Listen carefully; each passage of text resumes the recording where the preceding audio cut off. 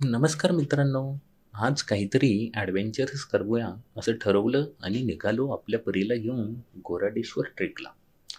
पण आता या आपल्या परीला तर काही चालता येत नाही. तर तिला घेण्याची जबाबदारी आली आहे तिच्या काकांवर. काका पण किती स्ट्रॉंग बघा. परीला घेऊन तडक निघाला.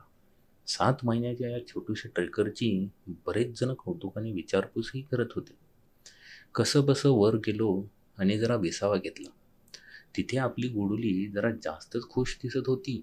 पण मग तिचे जरा फोटो काढावेसे वाटले. मग डोंगरची काळी मैना दिसली. ती काढण्यासाठी बाबा तर चक्क झाडावरच चढला.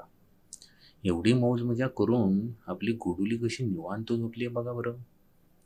पण खरंच निसर्गाच्या सानिध्यात मूल असो किंवा आपण खरंच खूप रमतो.